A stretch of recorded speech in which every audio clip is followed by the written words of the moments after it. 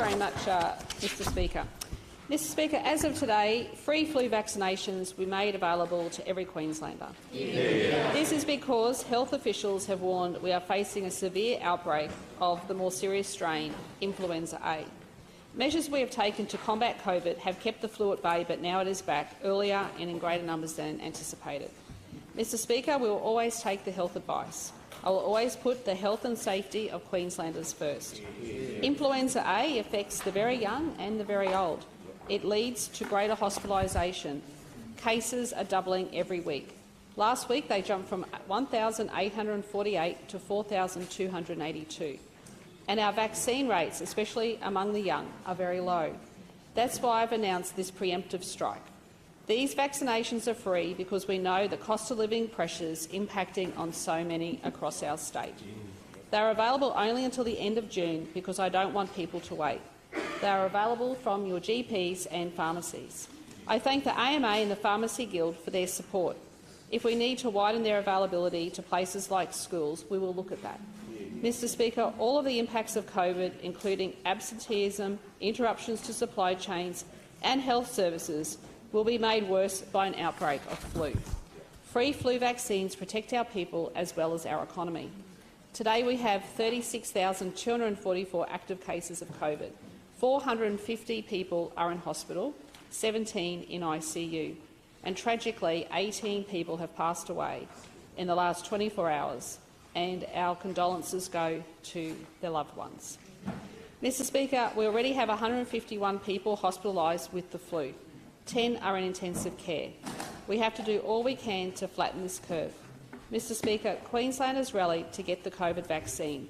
Now I ask Queenslanders to once again roll up their sleeves, protect themselves, their families and our communities. Yeah. Mr Speaker, it gives me great joy to say that Australia has a new Prime Minister. Yeah. And Queensland has a great friend in Anthony Albanese. Yeah.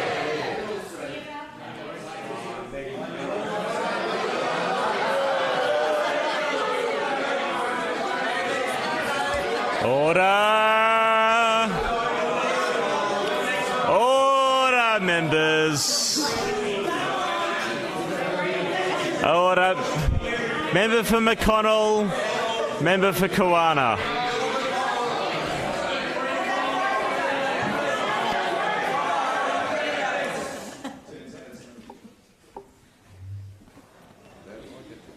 All right, I'd like to think you got that out of your system. It's just clearly not going to be the case.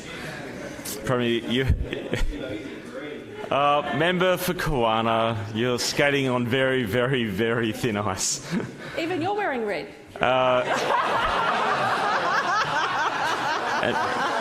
Premier, the ice is also thin on that side. Premier, you have the call. You have the call. You're wearing it, Ryan.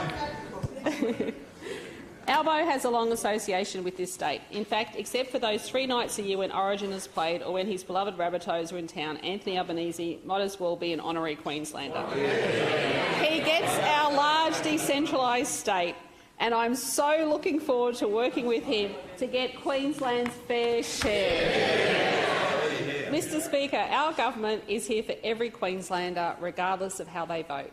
Having Anthony Albanese as Prime Minister will be a breath of fresh air. I know we can work together to focus on growing jobs for our growing state. We know the dignity of having a job and being able to put a roof over your head and food on the table for your family. Mr Speaker, people know the difference between a state election and a federal one.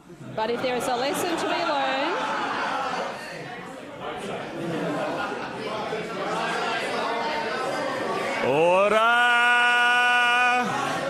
Order, members.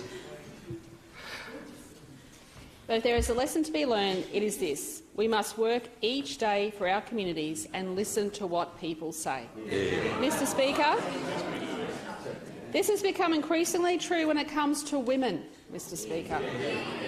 While we can always do better, I am proud of the diversity and equality displayed by the government I lead. Yeah. Mr Speaker, we also work best when we work together, and I look forward to continuing to work with Anthony Albanese for a fairer and better future for all Australians. Yeah. Mr Speaker, heavy rainfall Heavy rainfall and flooding has taken a great toll on many communities throughout the state this year. Rainfall totals across eastern Queensland are double the May average, with some parts of North Queensland receiving 5 times their monthly average for May. In total, State Emergency Services personnel received more than 2,126 requests for assistance since the beginning of the latest weather event. Fire and rescue swiftwater crews responded to 78 incidents. And tragically, a 32-year-old woman died after her car was swept off the road west of Mackay on the 11th of May. Mr Speaker, while the Bureau advised the worst of the wet weather is behind us, Queenslanders must always remain vigilant. Numerous flood warnings are still active across southern and western Queensland, including major flood warnings for the Condamine and the Ballon Rivers and Cooper Creek. Showers are expected to continue across eastern Queensland before a drier air mass brings welcome sunshine to most of the state this weekend. Fingers crossed. Mr Speaker, while we brace for even more wet weather this week, it's important that we get on with the job of rebuilding communities that have been impacted by flooding.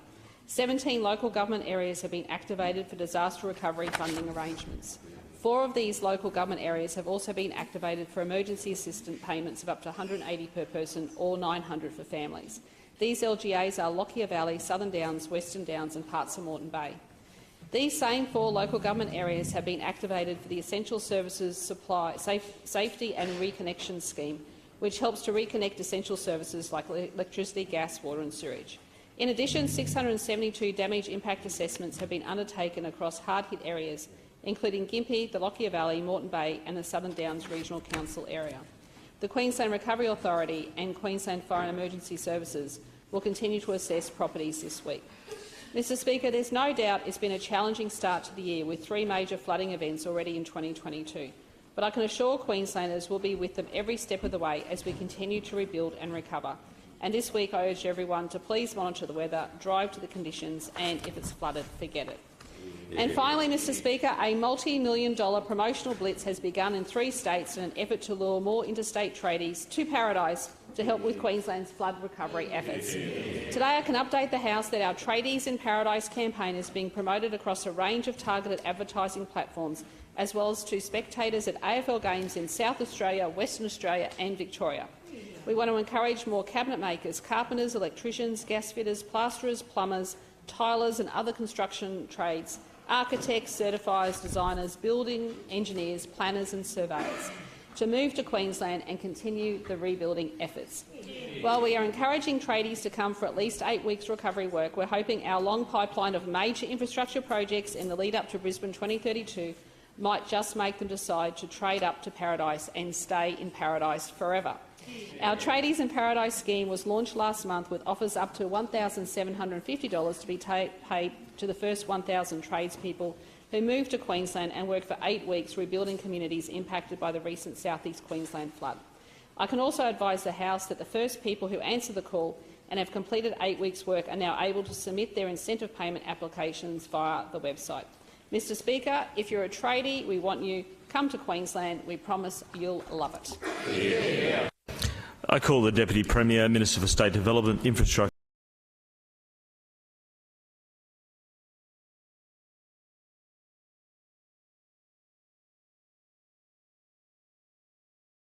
Government. I know that they will be a government who will deliver for Queenslanders and work with